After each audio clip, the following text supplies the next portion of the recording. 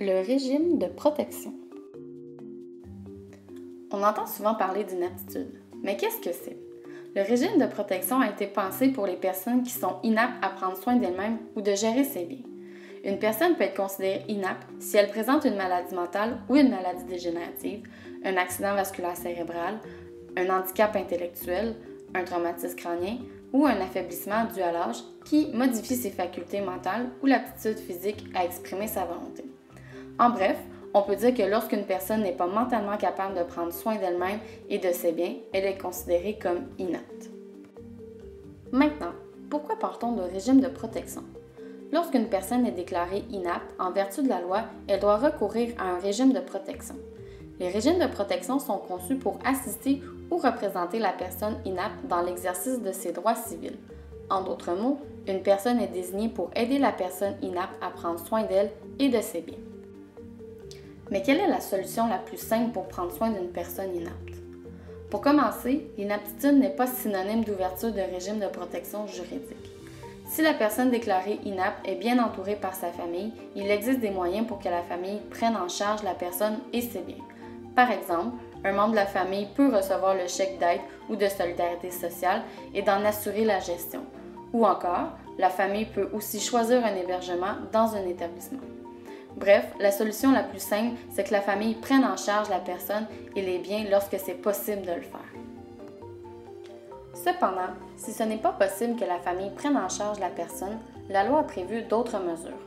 On parle des mesures de protection juridique. Le Code civil du Québec prévoit 4 mesures de protection pour pallier à l'inaptitude d'une personne majeure. Il y a la mesure de protection avec mandataire, le régime de protection avec conseiller, la tutelle et la curatelle. Ces mesures vont varier selon la gravité de l'inaptitude et le fait qu'elle soit permanente ou temporaire. Commençons avec la mesure de protection avec mandataire. Sans être un régime de protection au sens strict du terme, le mandat de protection permet de s'occuper de la personne inapte et d'administrer ses biens dans son intérêt. Ce sont les volontés de la personne qui s'appliquent, puisqu'elle a rédigé un mandat de protection et qu'elle a désigné une personne pour s'occuper d'elle et de ses biens. Bien sûr, pour être valide, le mandat doit être notarié.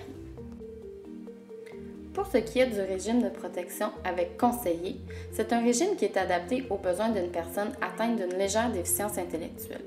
La personne est apte à prendre soin d'elle-même, mais peut avoir besoin d'aide pour prendre certaines décisions. Elle conserve son autonomie et continue à exercer ses droits civils. Entre autres, elle peut gérer son salaire.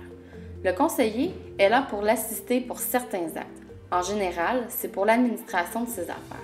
Cependant, le conseiller n'a pas le droit de faire des actes juridiques en son nom. Il ne peut pas signer un contrat ou un bail, ni vendre une maison pour la personne qui l'aide. En terminant, le conseiller ne peut pas obliger la personne à suivre ses conseils. Poursuivons avec la tutelle. La tutelle s'applique à une personne dont l'inaptitude est partielle ou temporaire. Elle peut protéger aussi bien la personne que ses biens matériels. Tout dépend de ses besoins. La personne peut faire certains actes seule ou avec l'assistance de son tuteur, mais devra être représentée pour d'autres actes. Les responsabilités de son tuteur sont déterminées par le tribunal. Le tuteur est nommé par la recommandation d'une assemblée de parents ou d'amis ou encore par le Code civil du Québec. En terminant, la curatelle est un régime de protection qui s'applique aux personnes dont l'inaptitude à prendre soin d'elles-mêmes et à administrer ses biens est totale et permanente. Le curateur d'une personne majeure est nommé par le tribunal sur la recommandation d'une assemblée de parents ou d'amis. Il représente la personne dans tous les actes civils.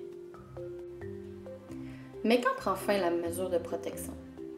Une mesure de protection prend fin soit au décès de la personne ou lorsque des rapports de réévaluation médicale et psychosociale accordent la fin de l'inaptitude.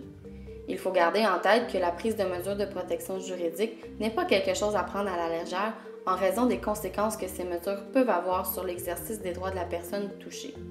C'est pourquoi il faut s'assurer d'utiliser le régime de protection qui répond aux besoins de la personne inapte. En résumé, il est important d'avoir un plan de protection.